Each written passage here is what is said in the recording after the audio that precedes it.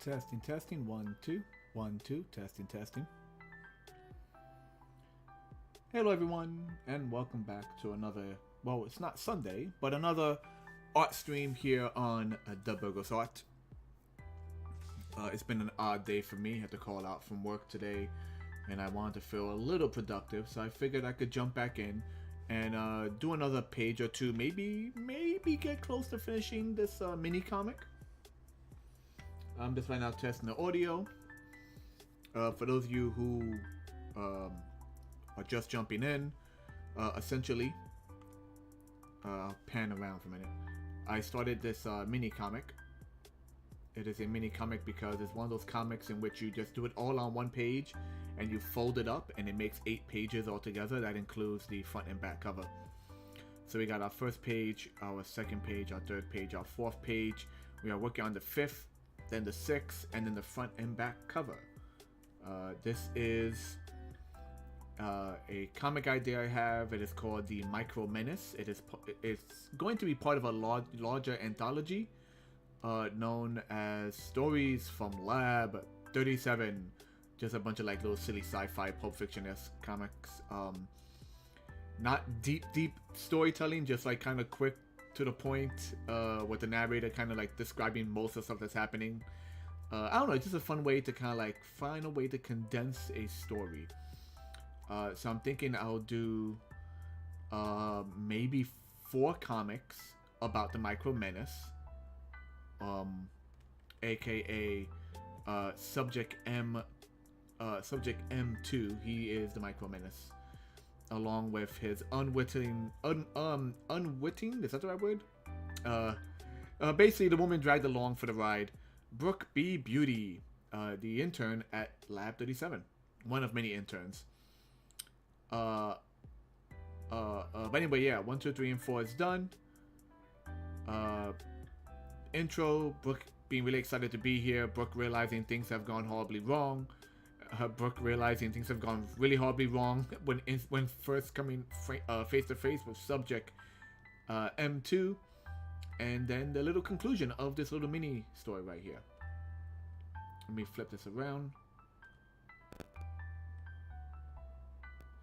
So, but right now, yeah, so this is all spoilers for this little mini comic. It's perfectly fine. Doing a comic for fun. Maybe I'll sell it as like a package of like 4 or 5 mini comics with this. So the audio all seems good. I'm gonna jump off just for a second, and then I'll be right back. Let's go get myself some water. Let me zoom out, that way you can see the comic as it stands right now. Be back in a second and see who joins us.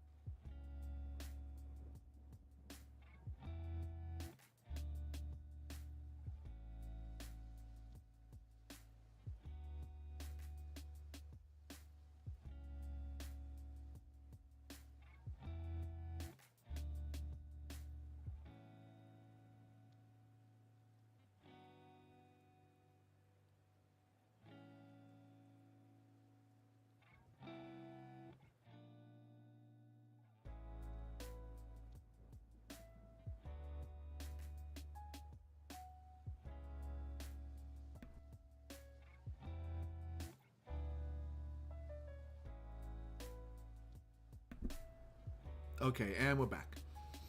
No camera for today. Just wasn't really feeling up to it. Just me and my little paint self. I think I should really update this simple avatar piece. Not that I want to make the avatar the main thing, but maybe add some more animation to it. In fact, whoop, that was the wrong button. In fact, let's see.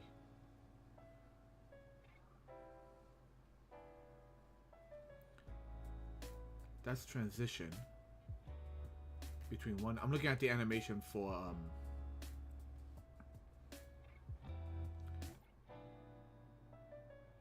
I thought there was a way to like make the image itself wiggly wobbly.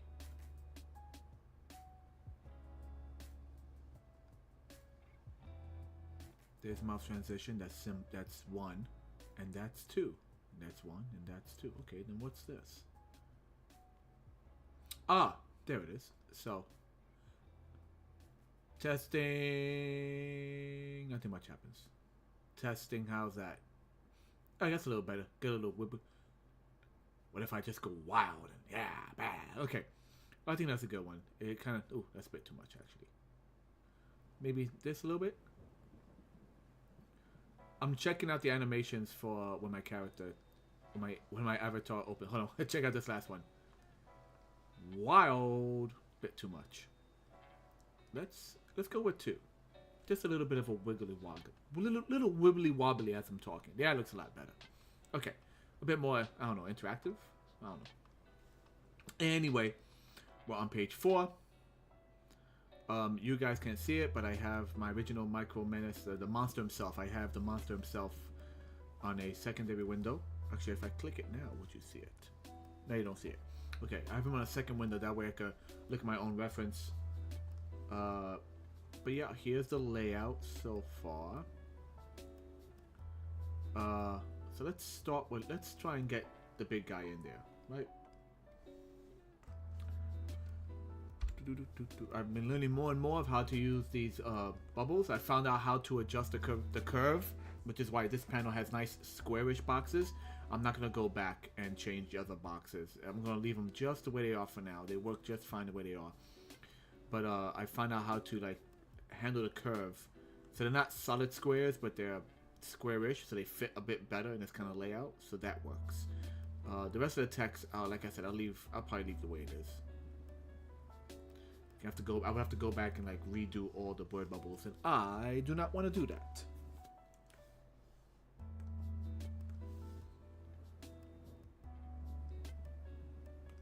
Okay, let's start with the guy's face.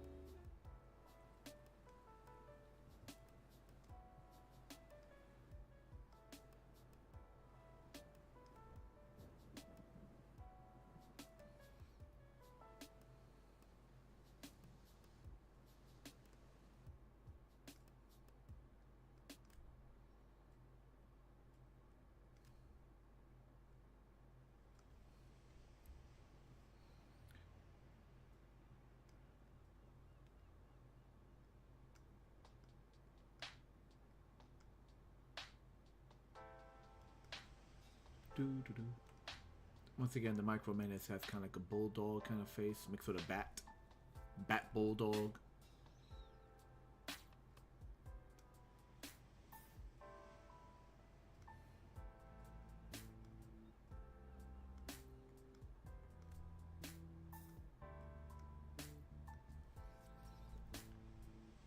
Got this bulbous, squared off chin.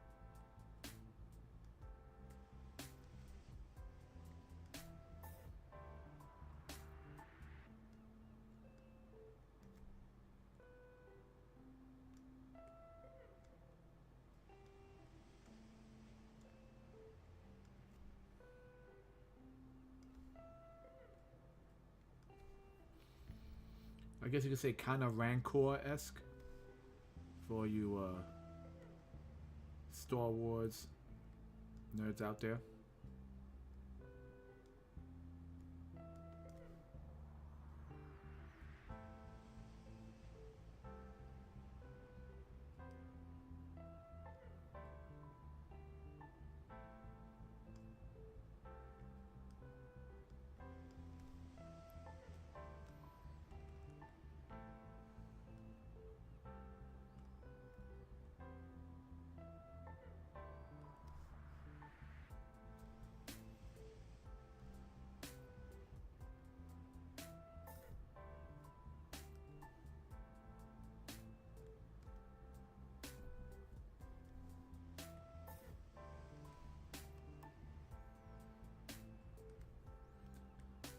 meant to have massive, massive shoulders, but they are gonna get kind of cut off in this scene right here.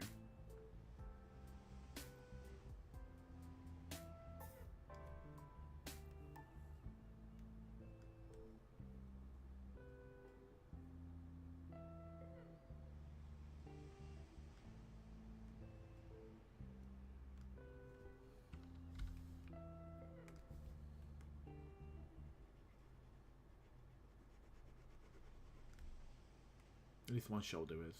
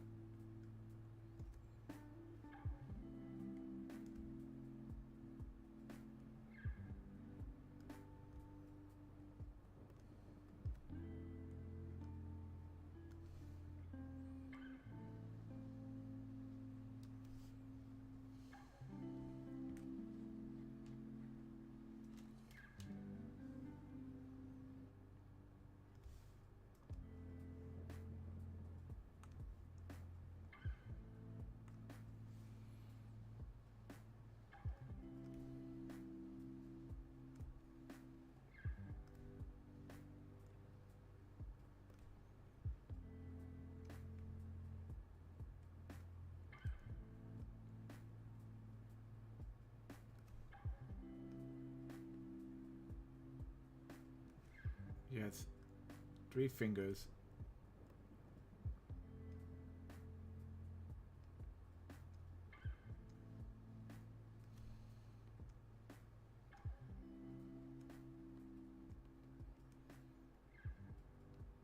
I mean, technically it's 5 fingers altogether, but minus the thumb, it's 3 fingers. These are long, aggressive-looking nails. Giant forearms.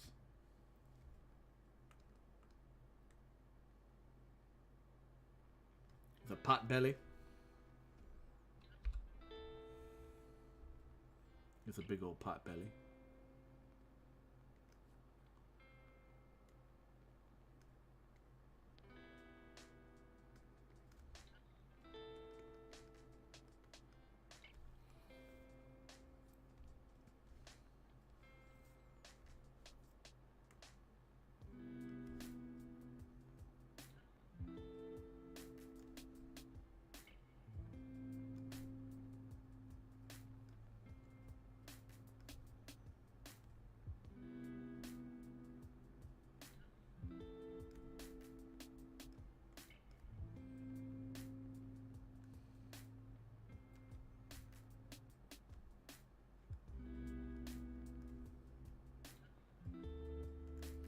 It's hard to figure out foreshortening on a creature whose design is just so weirdly proportioned.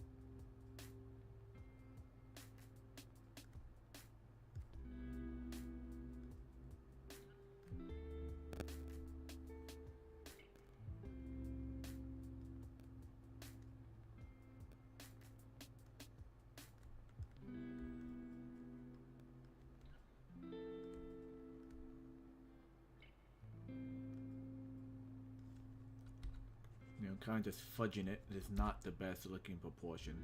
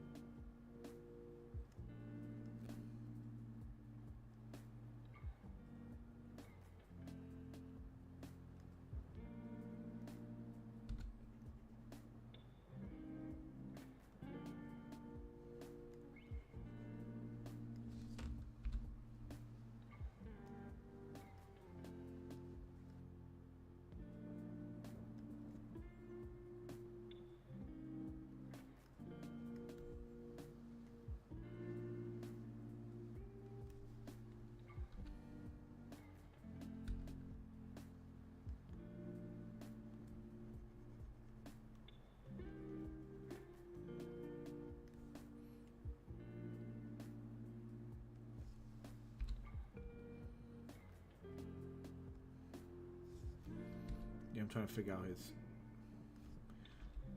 angle of his shoulder because he has giant shoulders.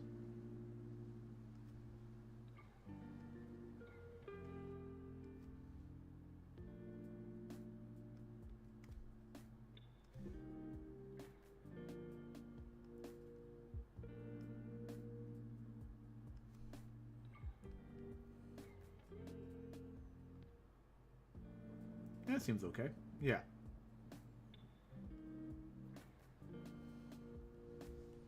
And yes, he does have little nips.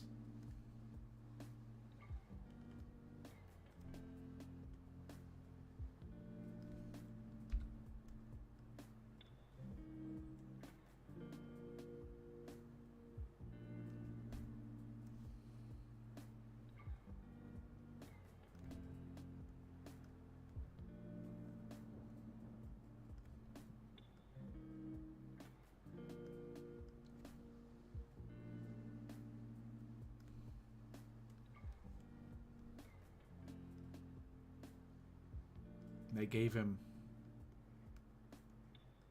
really simple little goat feet.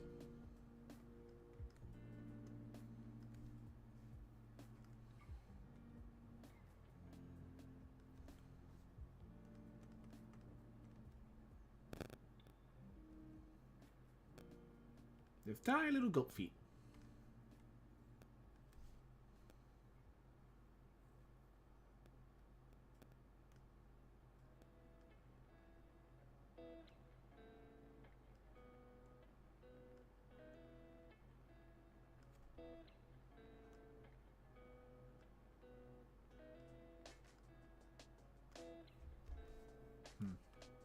Nope, that's not gonna work. Should be the other way.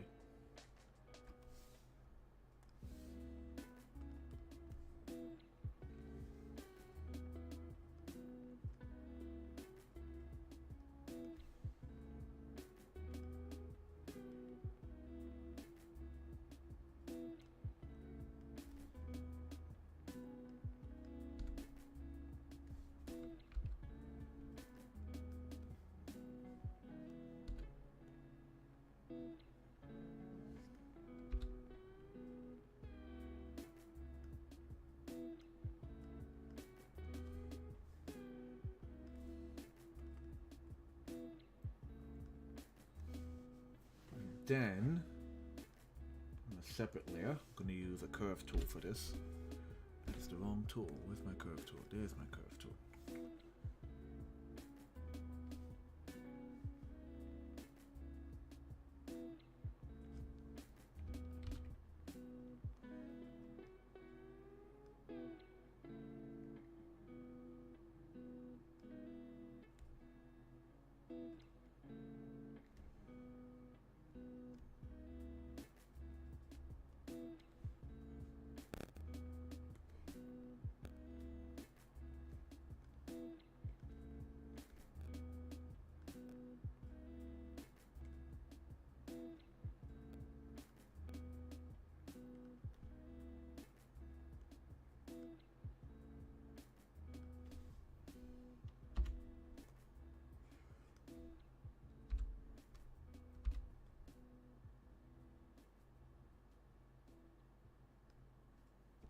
There we go. And we're gonna fix up these little angles. It has a big like kind of crocodile tail going on. So we're gonna, you know, fatten it up a little bit.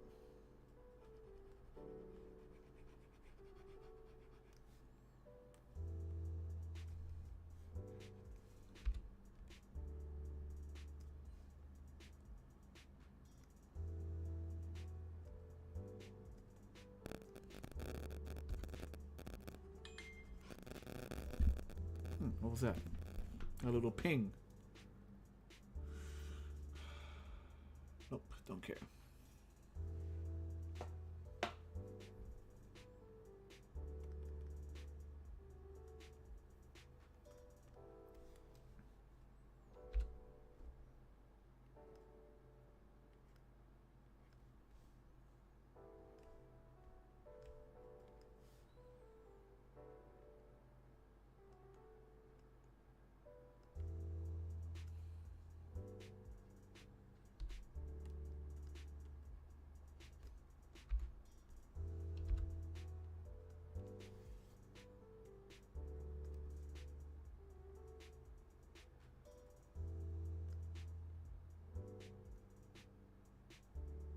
There we go.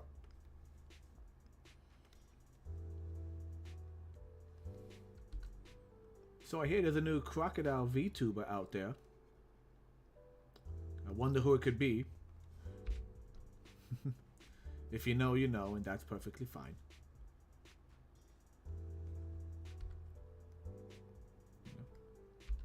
Hope they do well. I'm sure they will. They got a nice foundation of friends and fellow VTubers to help them out.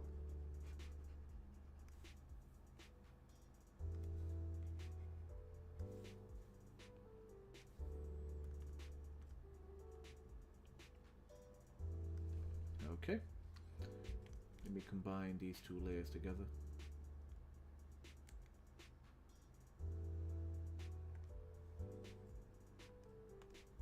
I'm going to drop that back curve a bit. Right over here. I'm going to drop it down.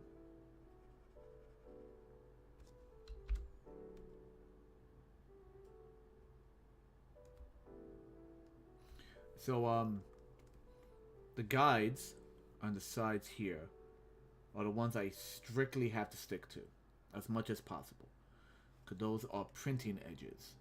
Those are really close printing edges.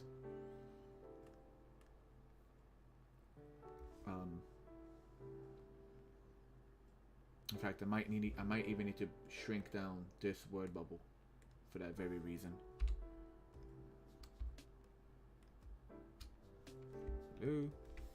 Oh, using the wrong tool, that's why.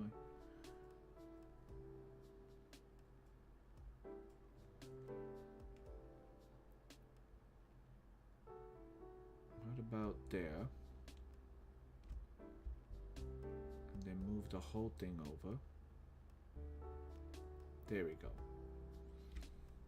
That's better. Because I could also move the text inside just a pinch to get away from the edges.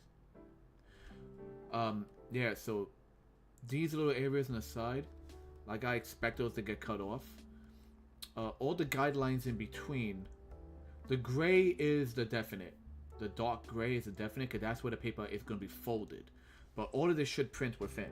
I'm just using, I just gave guides to kind of give me an idea of, you know, how much space to give it. But yeah. So our boy here, he's shrinking. He's shrinking. He's getting smaller and smaller. That's what's happening to him on this panel. This is the dramatic revelation that the gigantic creature, which stands, I mean, I had him marked down as 10 feet tall. He'll probably be much bigger, to be honest. Like, there's no set really size for him. But from bottom to shoulder, it's 10 feet tall. Probably much bigger than that. But he shrinks for reasons that will be shown later. He does shrink down, and thus the name, the Micro Menace.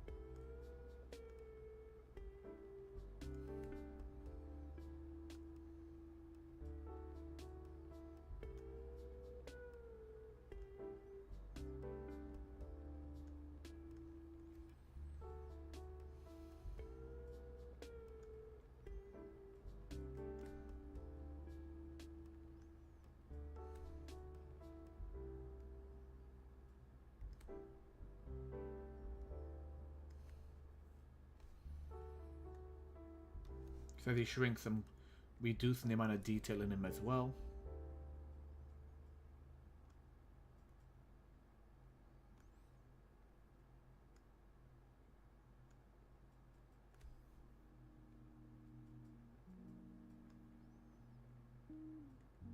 Yes, he has Popeye arms.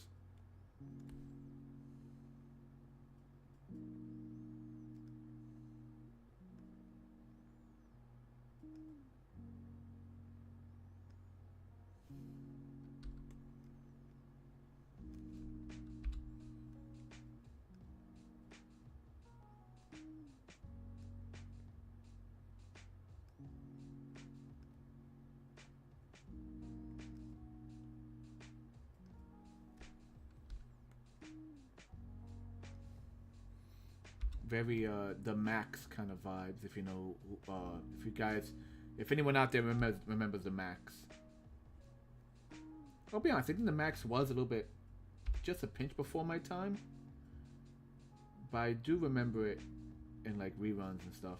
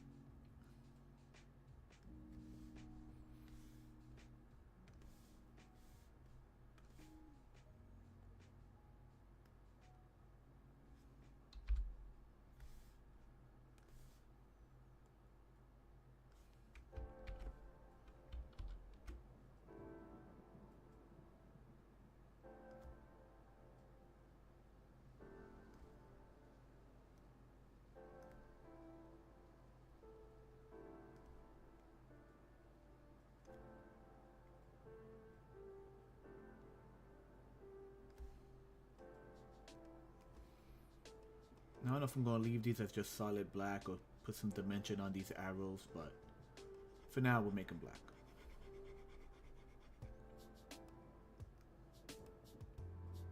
When in doubt, black it out.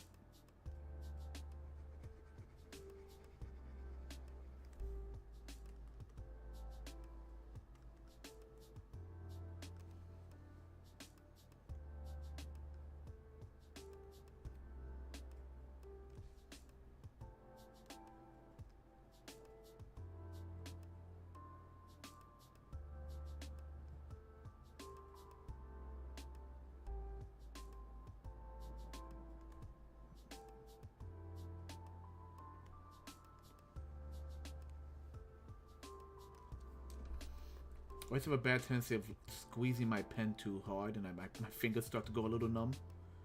Go light, Dante, come on. Need to thin this one out a bit, actually.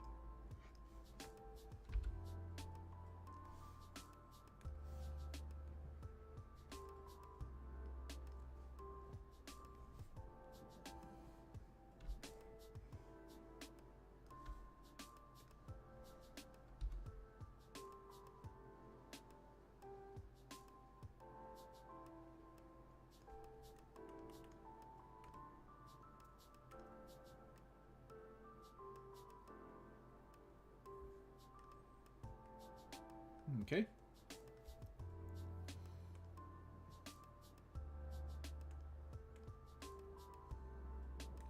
We don't need our sketch layer. We're going to delete that. Okay, that's my lines.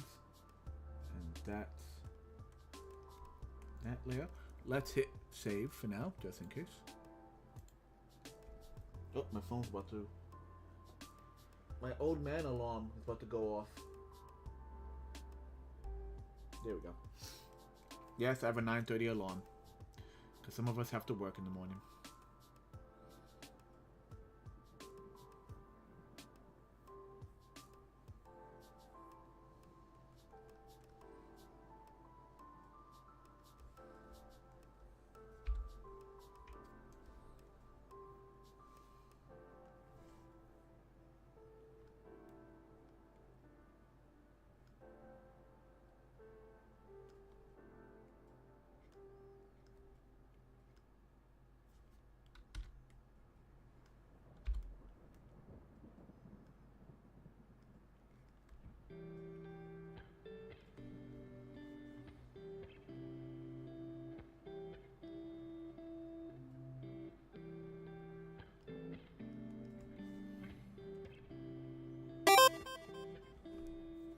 Hey, Red.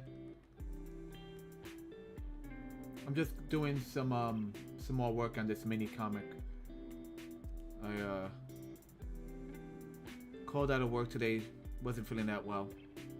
But then I also like slept most of the day, and it wasn't a good sleep.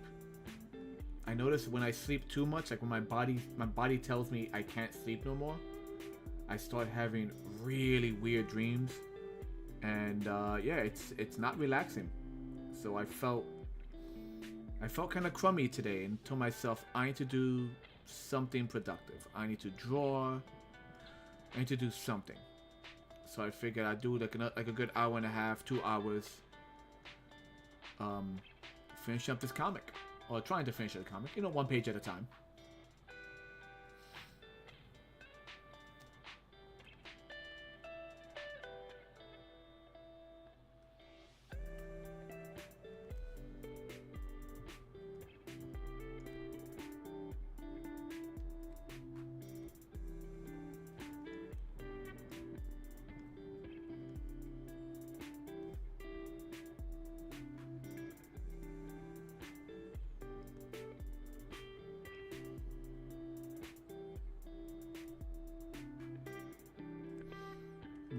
that thumb is really close to the edge.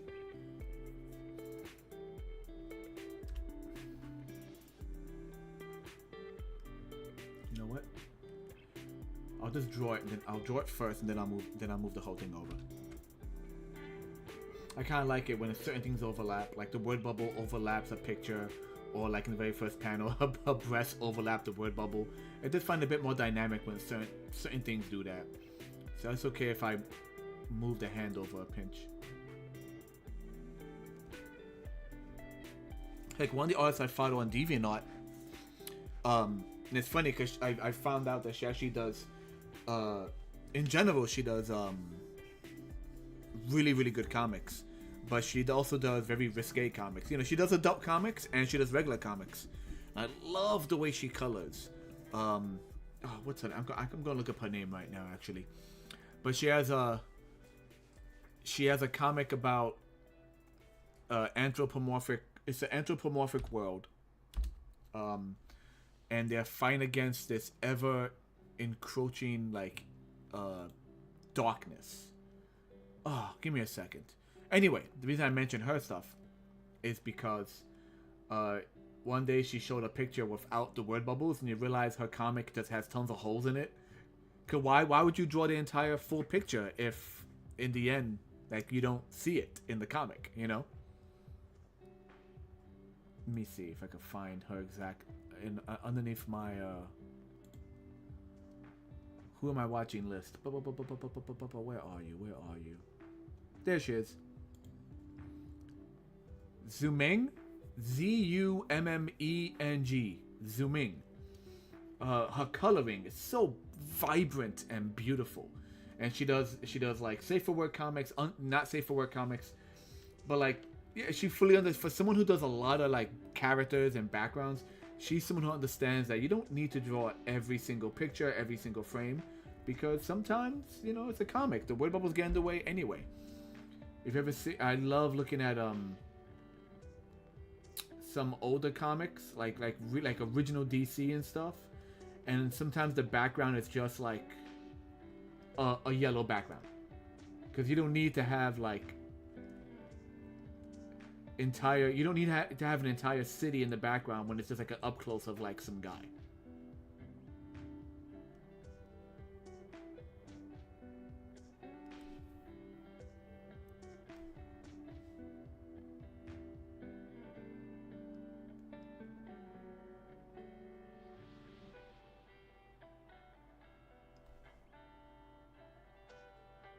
I think that's what's really helping me with this little mini comic, is that I realize I don't have to draw every single detail, because given the size of this comic, there's a good chance you won't see every detail. So sometimes just doing solid black colors like I'm doing for her nails, or doing solid black shadows, is actually better given the size in which it prints at.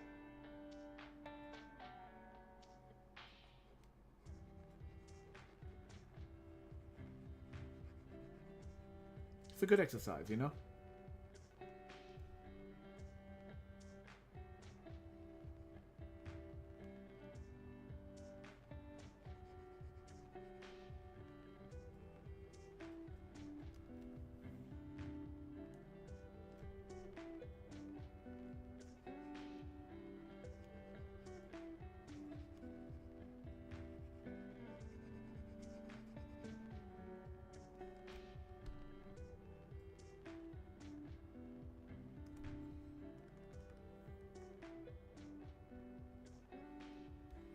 Okay, so let me grab this.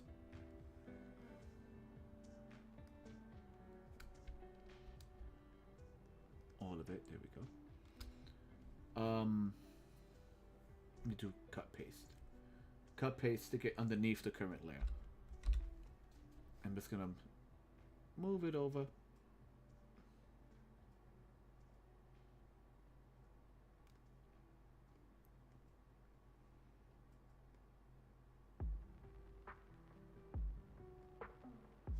Should I rotate it a bit?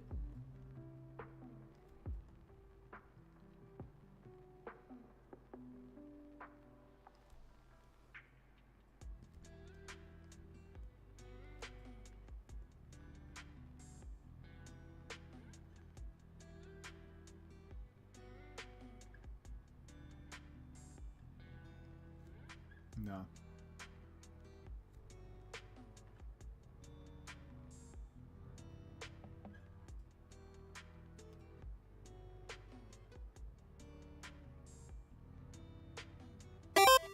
Right about there.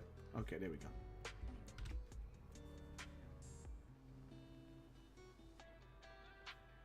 Oh yeah, thank you.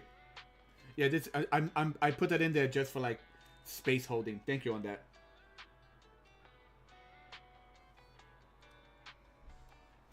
You should have seen before, dude, because I mind you, this is the right side. This is how the paper is. So when I was working on the original pages, I technically had the canvas flipped. But when you have a canvas flipped and you start typing stuff, it types the correct way. So I was basically typing upside down just to figure out spaces. So like I was typing upside down and backwards, and it was just a jumble of dyslexic words, but it helped me get the spacing right, and then I went back, flipped over the words, and then like actually corrected it. But thank you for the heads up on that, because I probably would have forgotten about it and missed it later.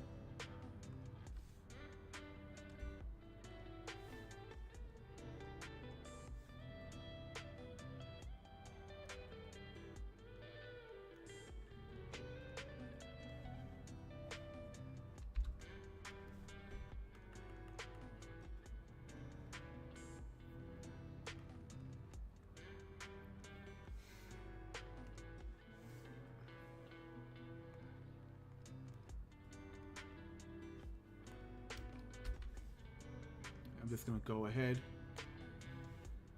and just drop in the original drawing I did of this guy. Oh, where'd he go? There he is. There he is. The little boy.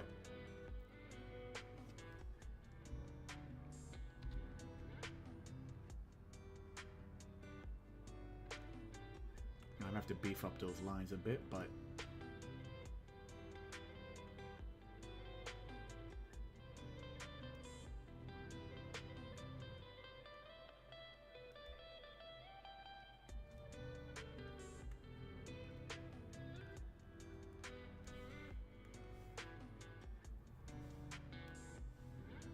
oop, that's too much.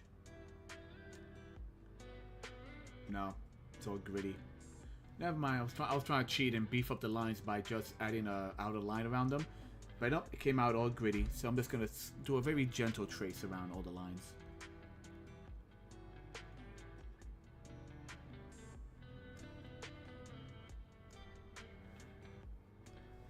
But essentially, he becomes this little tiny totem. Just this little guy.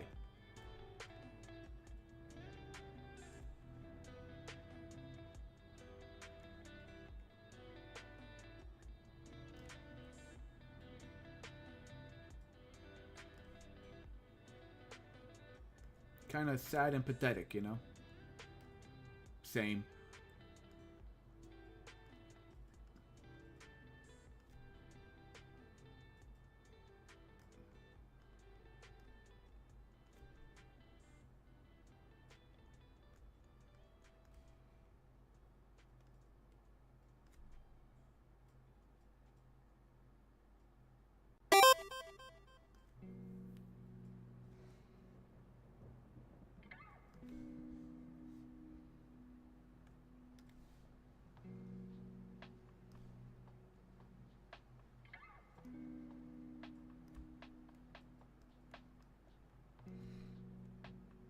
Yeah, so I think subconsciously this story is a little bit of the Max. In that, you know, female protagonist essentially babysitting this big doofus. Um, Definitely My Pet Monster. It's a little bit. Oh, that's the wrong layer. Doop. A little bit of My Pet Monsters in there. I don't know. Maybe some Mighty Max. I don't know.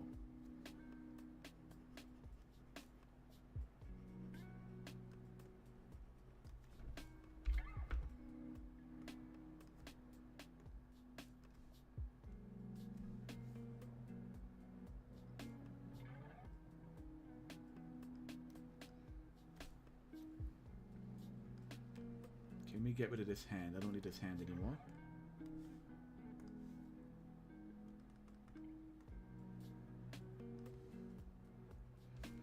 Let me put all of this into its own folder. A folder within the layers, that is. So this is, that way every page is on its own page.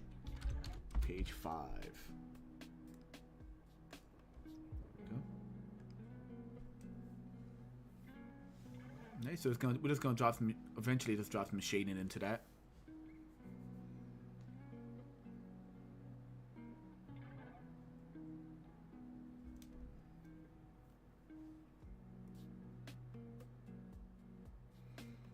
I feel like I want to add a little word bubble right here that says grr, this little growl grr, but I don't know, when you zoom out could be a bit much on the page. You know what, I'm gonna put the shading in. Once I put the shading in, then I'll be able to tell just how cluttered it looks. Let's start with the simple guy. Let's start with the simple guy right here. First things first. Wait, zoom out. Okay, I'm gonna combine these. Oh, nope. Let me combine the two ink layers. I have this persistent shoulder pain. But it's a shoulder pain that feels like I'm just overworking the muscle. It's only my left shoulder. I got so many pain. I got so many aches and pains from work. People out there, don't get old. Don't. But yeah, I just got this. It comes and goes, but it definitely feels like it's something from just like overworking the muscle. Alright, let's see if we can figure out what we're doing here.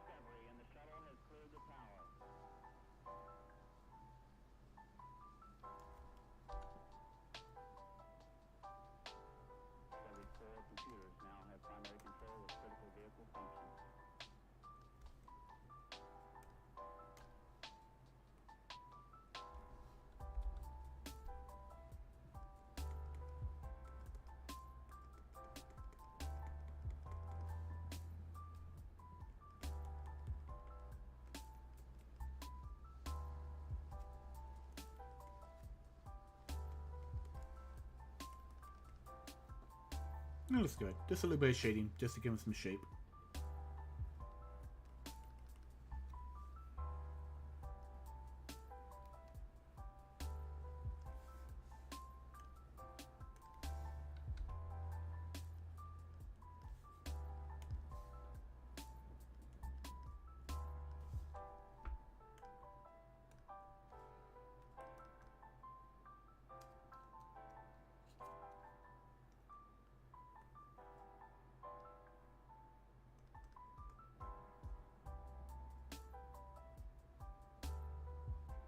Like some spots like here, I gave her a little cross hatching, gave this hand cross hatching. Did I give her cross hatching here? But then again, there's supposed to be this glowing light beneath her, so that's fine. Like, I could probably just leave the palm the way it is without going crazy with the cross hatching. I do want to add a little bit more to the monster. I think the monster deserves cross hatching. He deserves to look a little scratched up and gruesome.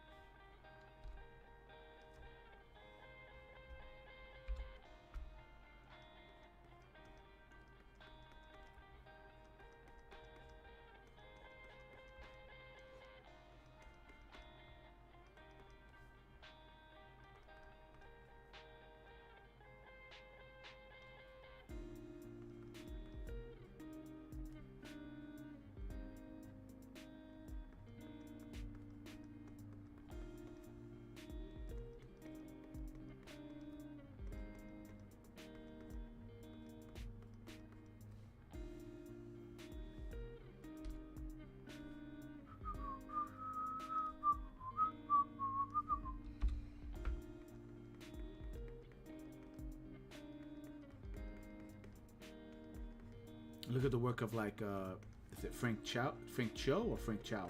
I got to double check the name. God, I love his cross hatching. I actually have a picture he did of Wonder Woman.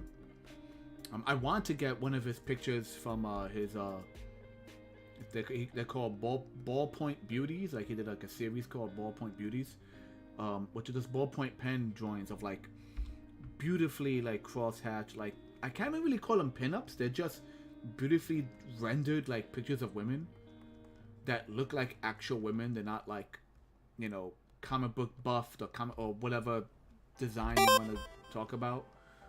His work, his cross hatching, God, man, it's freaking amazing work.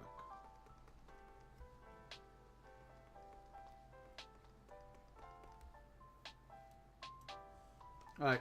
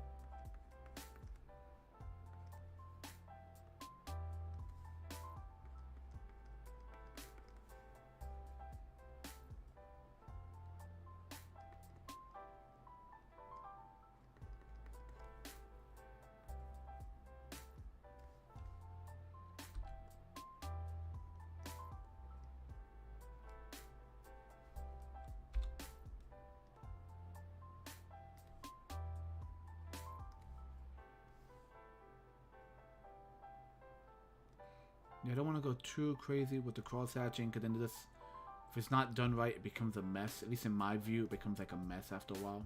If you go a bit too nuts. That's the thing with Frank Cho's work. Like Frank Cho's work. Like when he does fabric like patterned. Like all his fabric literally has lines that flow in the same direction, even though they're just meant to be like just regular fabric, not patterned fabric, if that makes sense. If anyone at home if anyone listening has not seen his work, Frank Cho, type in Frank Cho ballpoint beauties, spectacular work, spectacular cross hatching work.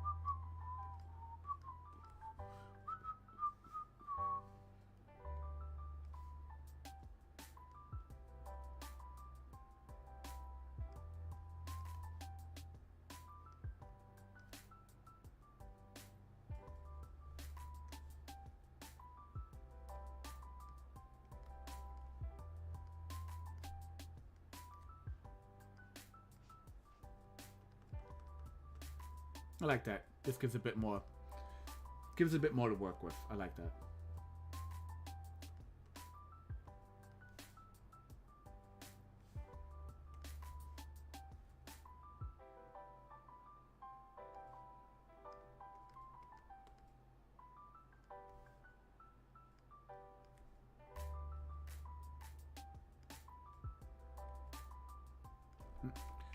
That was a bad curve. Let's try it again. Rotate the page. Don't be afraid to rotate the page.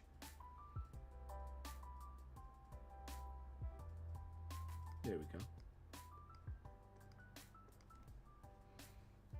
That way I could then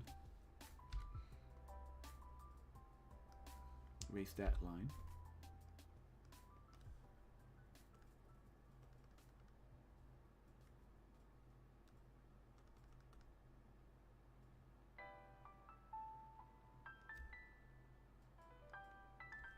Granted, when you back up, those two lines look a bit close to each other, but not the end of the world.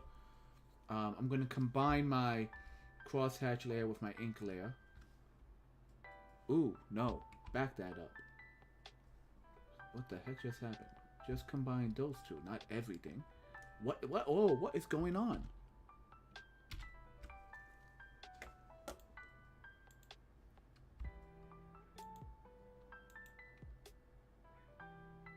Merge selected. It was trying to like squish my entire thing into one singular layer, and that would have been a big no-no.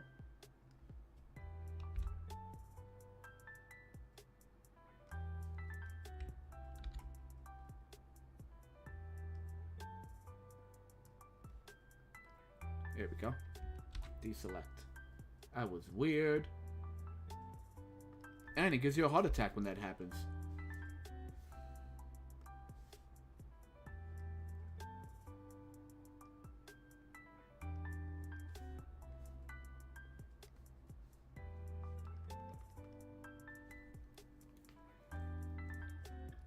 Yeah, I actually think I don't want to add shading to the hand. I want it to be as clear as possible as to what's happening there. Save. Alright.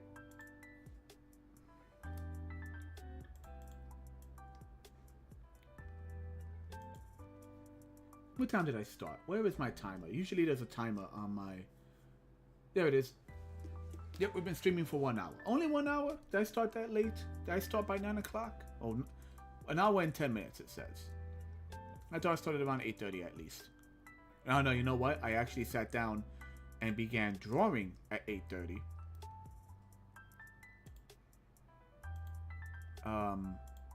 But then I decided to start streaming only an hour in.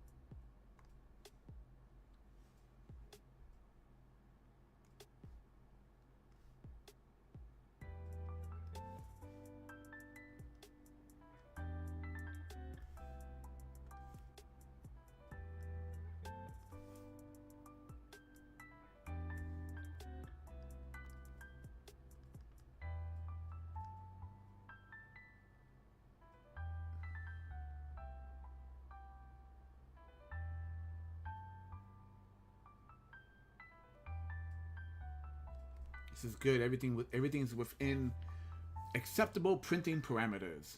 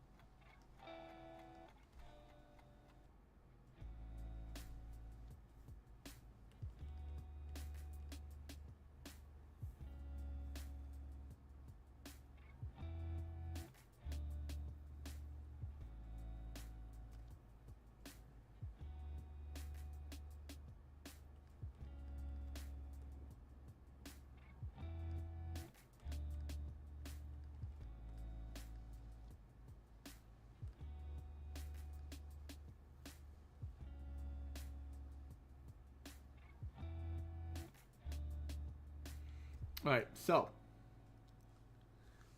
the next, and what should be the last two pages, the last page that is, page 6, not including the front and back cover, is essentially our heroine realizing she has to get the hell out of Dodge, as they say. Along with some dialogue explaining what's happening.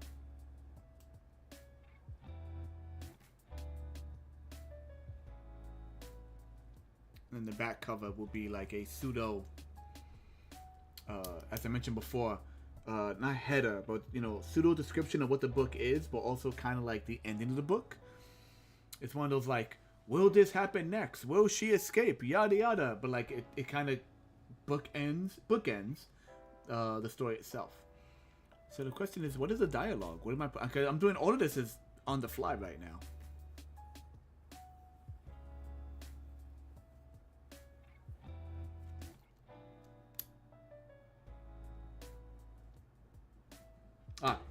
I know.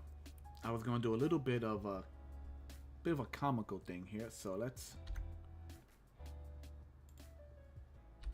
Once again, I don't know why every time I add text, it defaults to white text in bold. Don't know why it does that. So please excuse the horrible spelling, but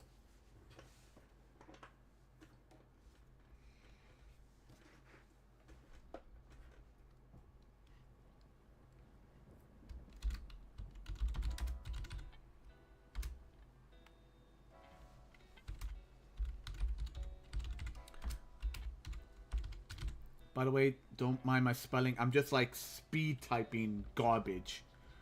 Knowledge. I'm speed typing just to see what fits.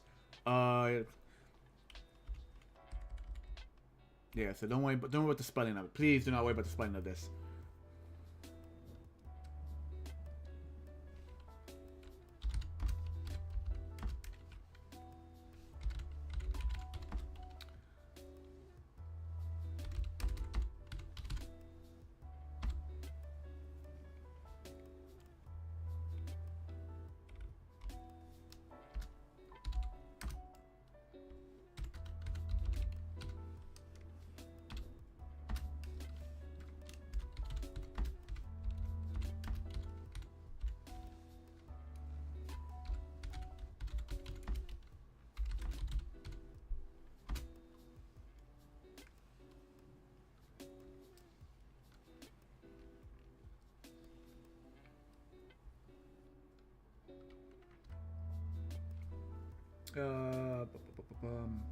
Trying to get. Oh, you know what? I know what I'm doing. I know what I'm gonna do. Stand by. Boop. I know just what to do. So basically, it's gonna go. I'm gonna have the narrator describe exactly what happened, and then she just chimes in with, "Of course." It's one of those kind of things.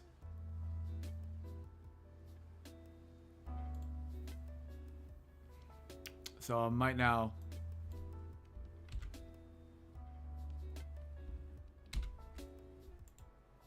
Come on, paste.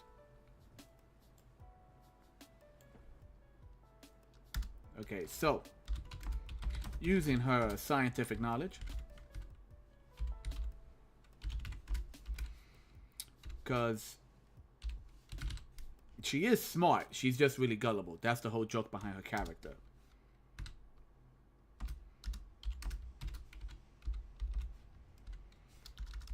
So Brooke, which I found out has like 3 ways of spelling it.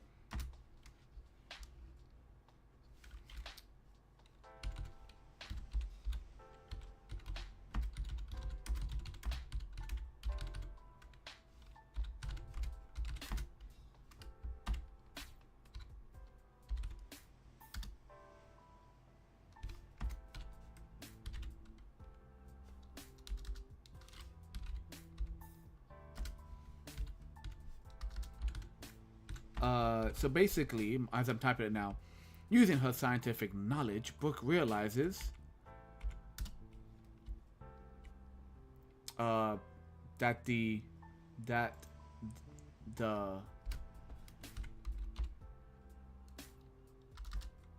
cold temperature of M2's tank led to its massive growth.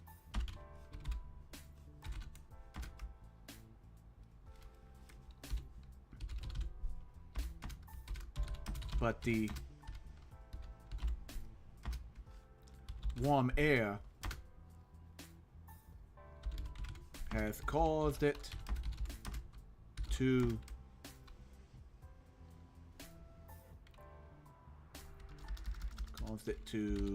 shrink, caused it to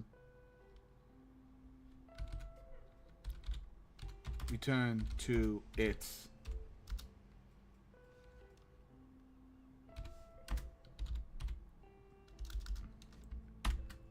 micro state. All right.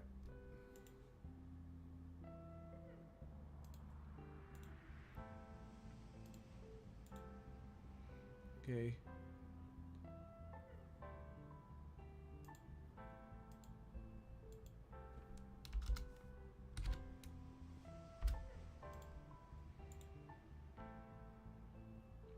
temperature. I'm typing it into another program that actually has spell check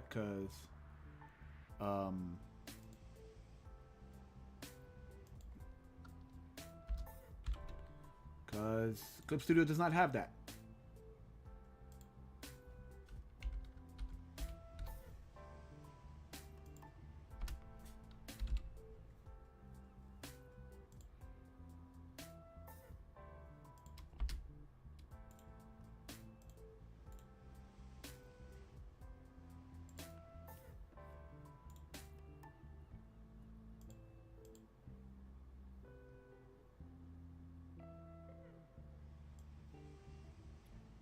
I'm sure there's a misspelling somewhere in there, but for now, copy, copy, copy. We're going to drop it right in here. Paste. Boom. Okay, so first things first, let's put it right about there.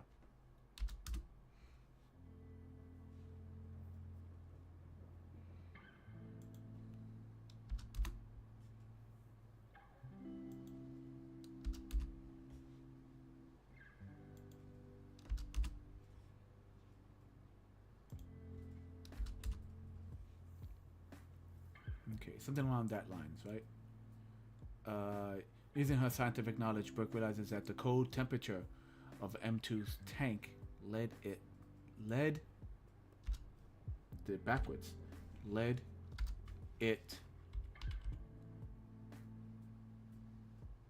oh wait, I did it backwards. Led it to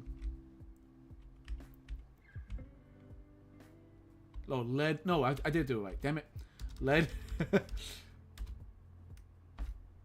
to its with an S, to its massive growth. But the warm air has is that the right cause? Cost?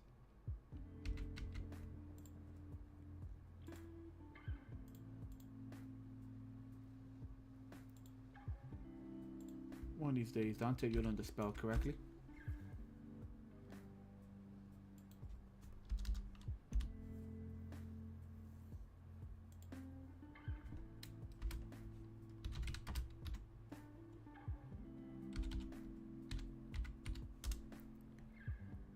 There it is. I know I spelled it wrong.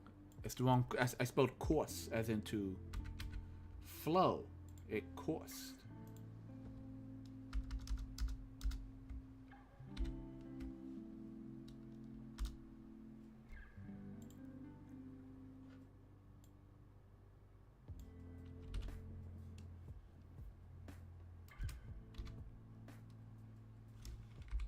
As in cause a scene. There we go. Thank you. There we go. It's what it is to have constant spelling issues.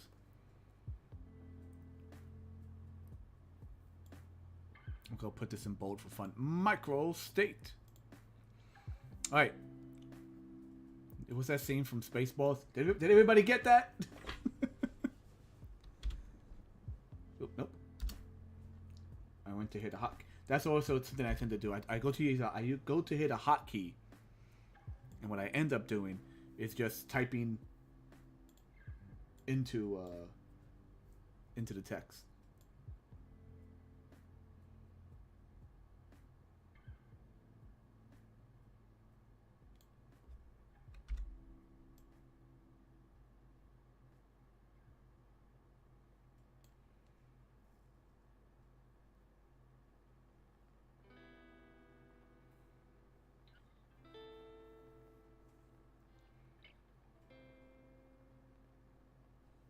So I want to have a little joke here. That's basically her. She interrupts like the word bubble and says, "Usually that's the opposite."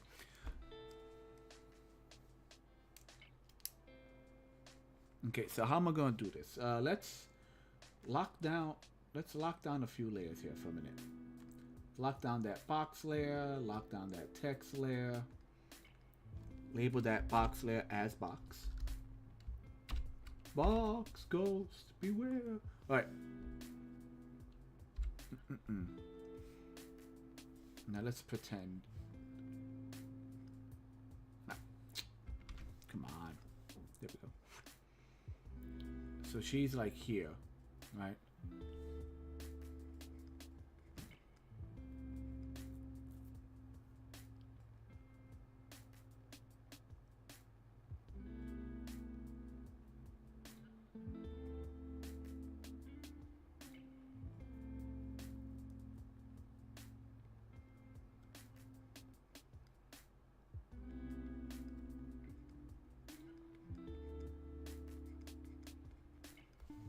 So I'm thinking.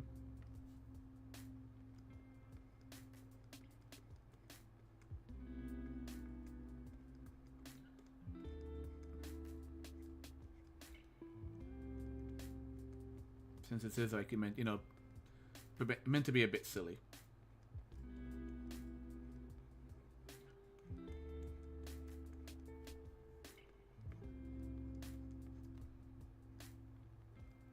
She essentially, for safekeeping, because you have to keep them safe, of course.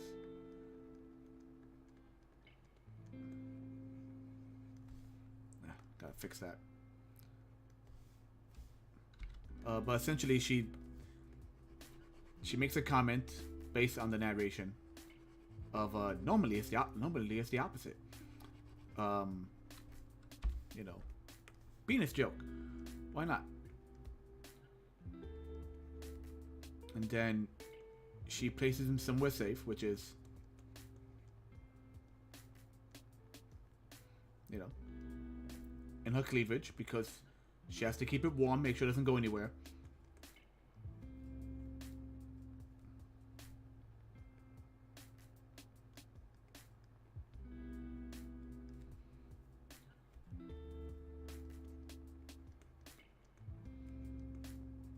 She's like, I better put you somewhere safe.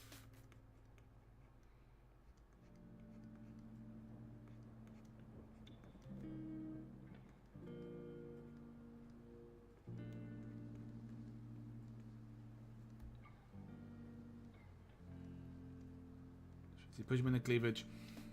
And I'm thinking like, you know, she makes a joke. She makes a joke here, which is pretty simple. And then she says something along the lines of,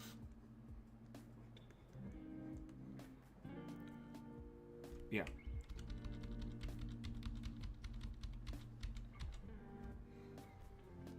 And then she says something like,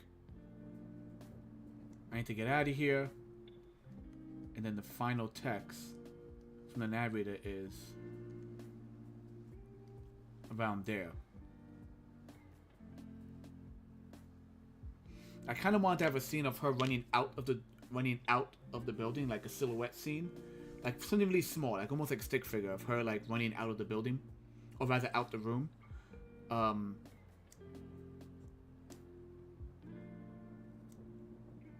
let's drop in some text and see how it fits. Right? Let's do some text.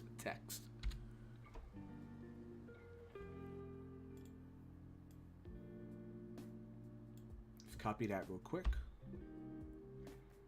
Let's unlock that. Just drag you down for a minute. Alright, just a minute.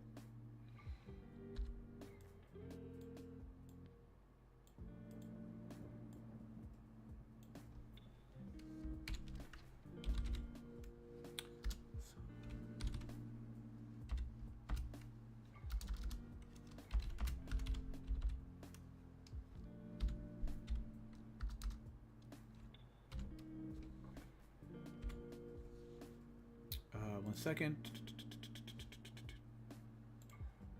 Oh, nope. Where's my text page? Here we go. I have a page on the side from a different program. I'm just typing everything in.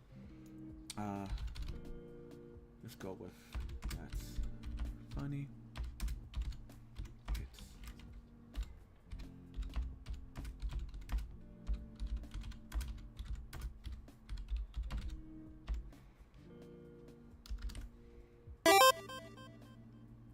Hey, dude.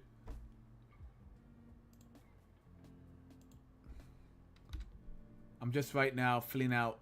I'm typing the text first in order to figure out the spacing for this final panel.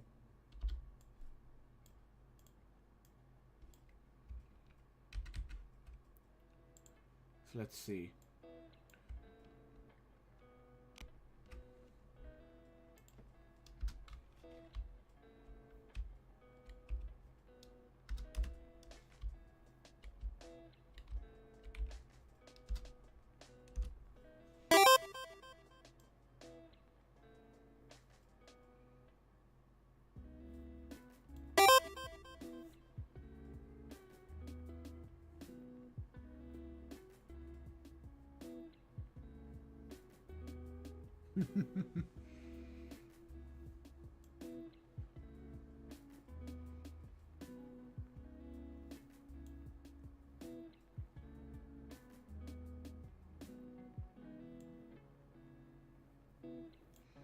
I wonder if I could, if I go back to the first text, right?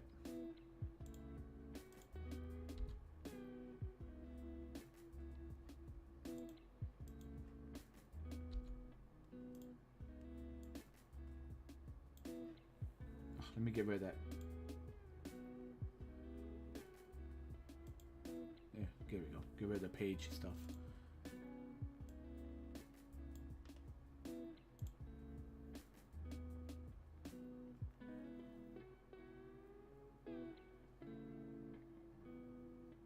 Yeah, that way I could sneak her word bubble in a lot easier.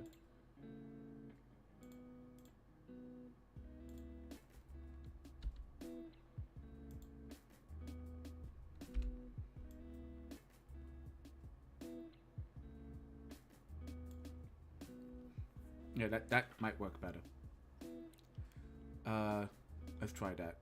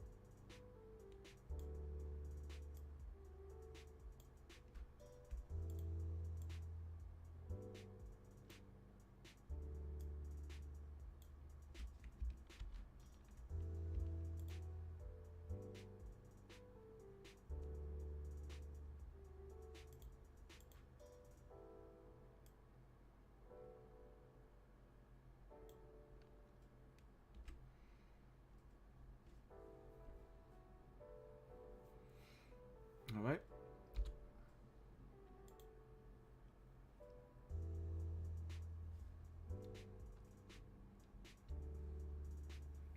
So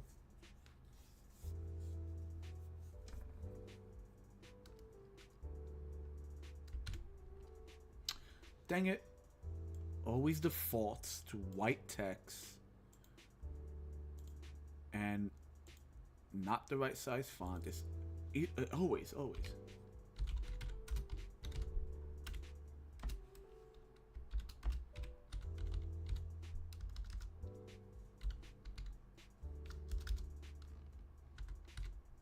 Ah, come on. Freaking.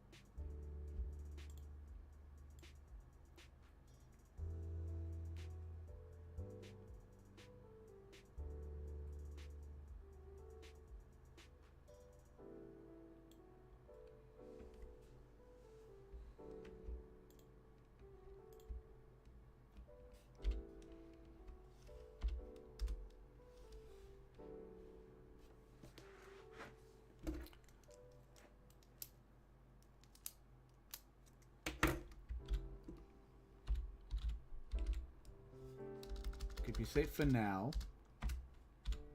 Oh. Until I get some. I spelled answers wrong. That's okay.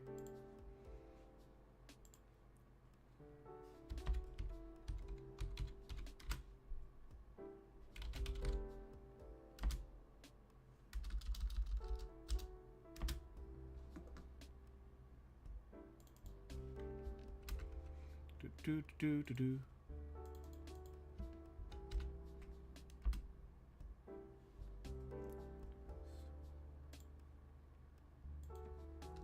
Boop. There we go.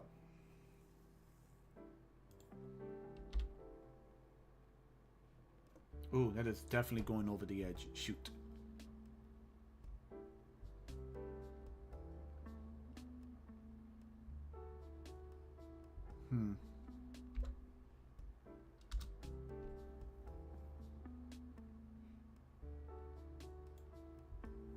You know what? Let's remove the way. Let's move either way and just go keep you safe for now. Everything okay? You burned the house down? What's going on over there, man?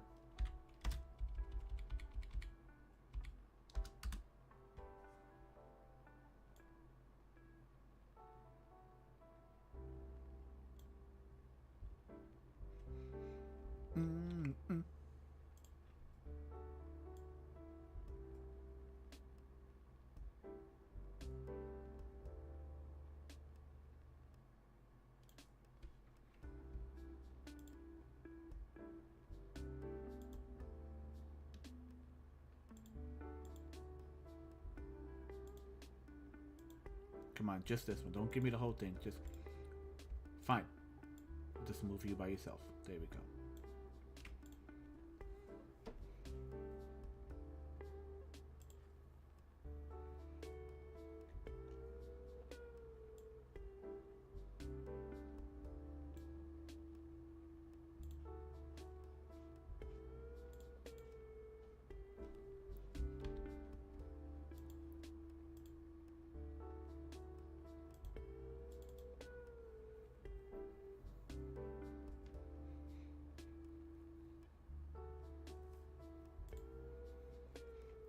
Do, do, do.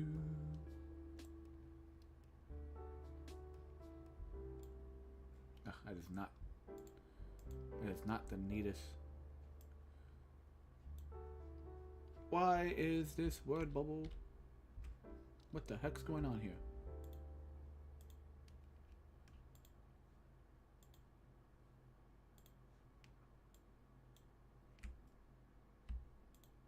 Wait. There we go.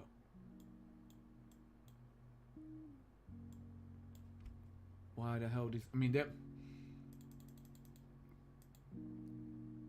like slightly brown. Why is the word bubble slightly brown? Come on, man. Don't do this to me. What a jerk. Nope, not what I meant to do.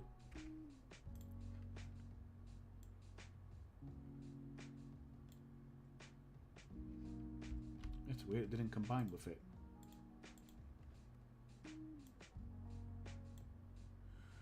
Because it's a different color. That's why. Fine. Fine, have it your way. Gotta redo the freaking word bubbles because they're not.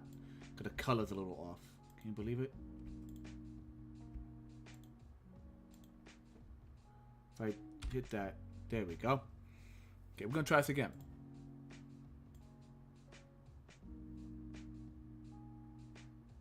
That's one.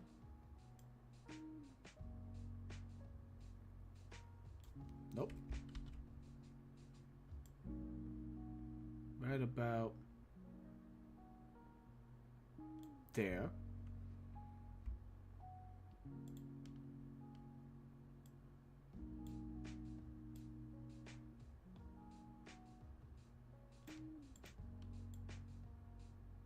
Good. And why does that not connect them? Is it just because they're two different types of word bubbles? That's if I did this, no.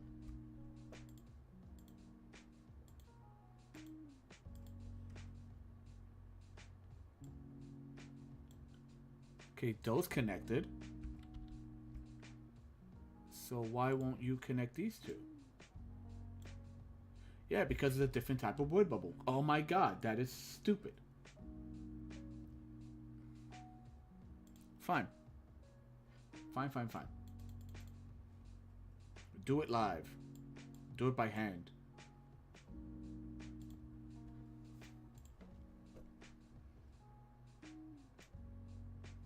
Nope. It's not using the mouse for this.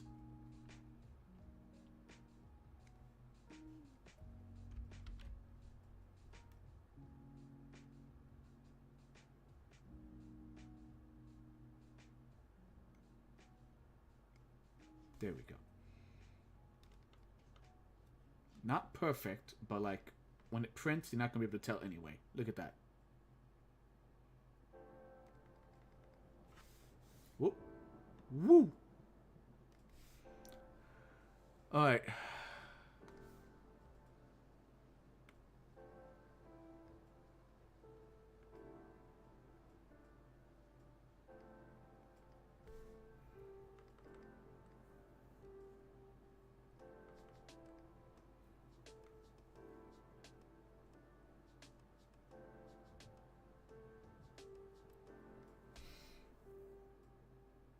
Okay, let's lock that up.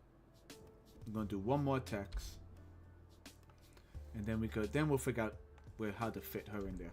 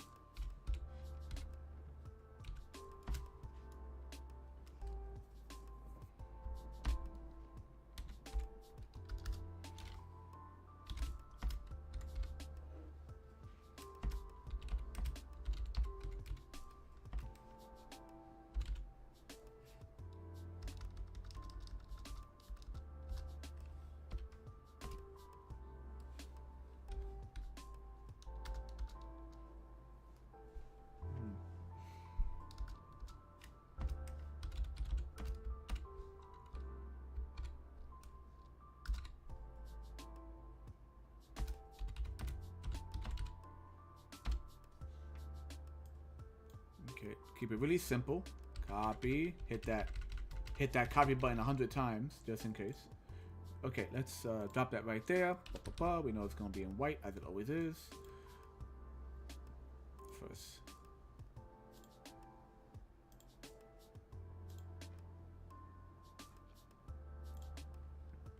And paste.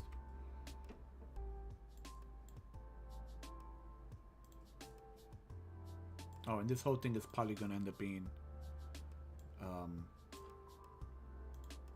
like that. There we go.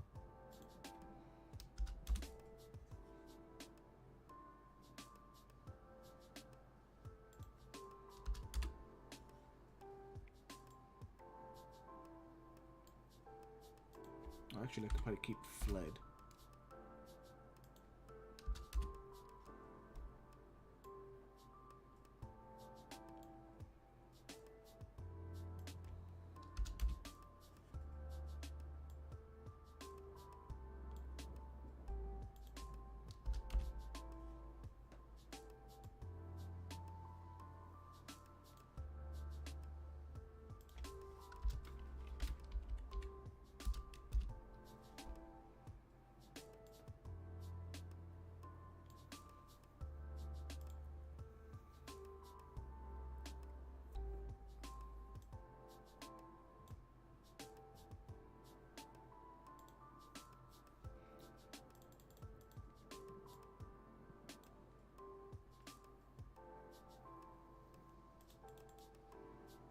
Okay. Well, I might want to. I'm trying to figure out how to phrase a final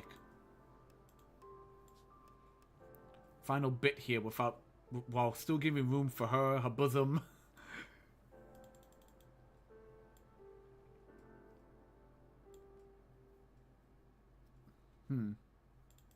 We're getting there, almost there.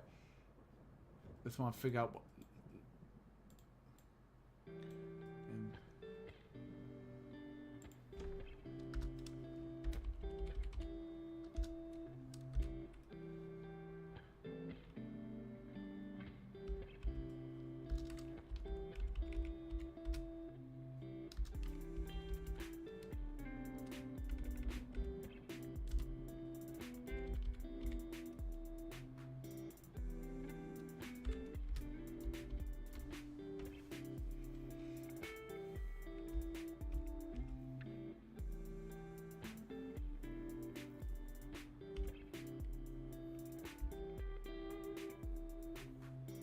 Nah, we know what we'll leave it for that.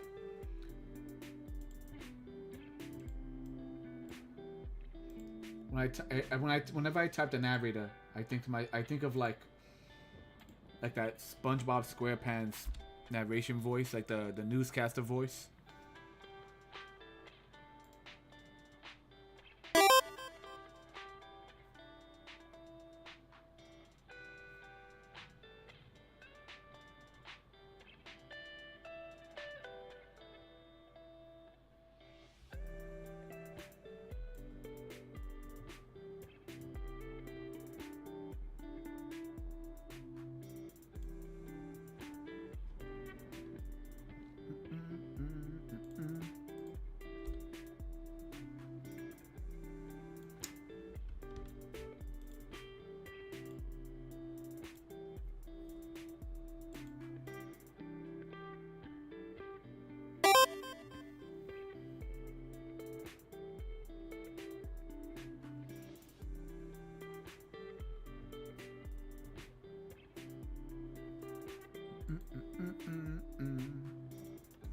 All right, there we go.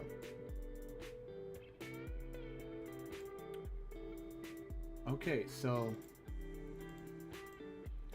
let me label these layers. I got too many layers. It's box number 2. All right. So we got all the text in there to kind of wrap up this final page.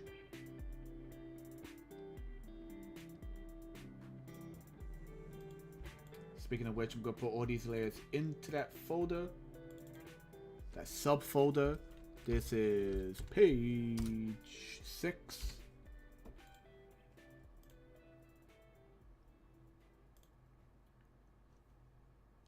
Let me see.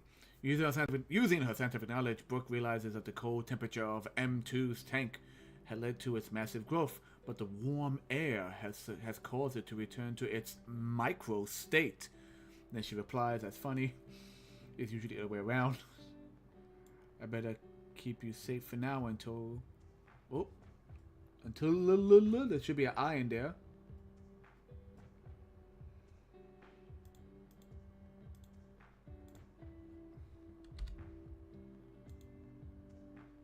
That is the wrong tool. Nope, that's the wrong tool.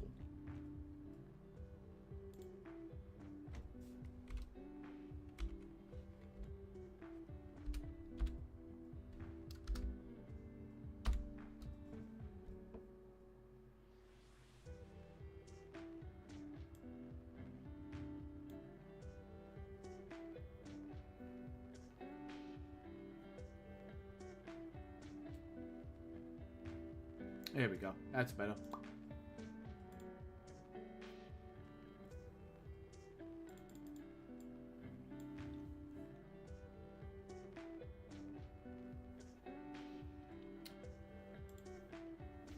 Alright, so all that's really left is, in fact, to draw Brooke. Okay, so what's left, at least illustration-wise, is to draw Brooke in the final scene.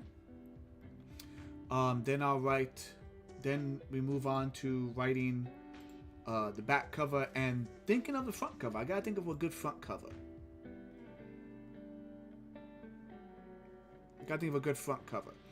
And then the follow up to this mini comic would probably be. Well, I have 2 ideas. One, an assassin comes crashing through the window. I'm thinking that'll probably be the next page. An assassin comes crashing through the window, and that's when Brooke realizes that the monster essentially listens to her. There's a reason why for that. So Brooke realizes that the monster listens to her, and she's like, well, I better keep this thing with me, because either someone from Lab 37 is trying to get her killed, or someone from outside the lab is trying to get the experiment. And then the third mini comic, I'll probably have a mysterious man, a mysterious tall dark figure who claims he's working with the lab, just wants to like ensure that she's okay, but can she trust him? Or is he just also trying to get his hands on subject M2? And yeah, those are the three comics I have in mind. This one and the next 2. and I have no idea how to really end it. All I know for a fact is that Brooke will end. Brooke's story itself ends with her finally getting her doctorate because she is going to school to be a doctor, a scientist to be more precise. But what happens to M2? What happens to the Micro Menace? I'm going to figure that out somehow. It is 10:40. I think now we could call it. It's been just short of 2 hours. I just really want to burn some creative juices off, and I think that'll be that. Yeah, as usual, this video is saved on. Let me turn off the background music for a minute. There we go. Per usual, this video is up on Twitch for about a week or so, and then it is saved permanently over on my YouTube channel. All of which is underneath the Burgos Art. And I believe that is that. Thank you everyone who dropped in. Thank you everyone who commented. I'm just going to close up. Once again, I am Dante. Like, favorite, share, subscribe, and all that good stuff. And I'll see you in the future. Later.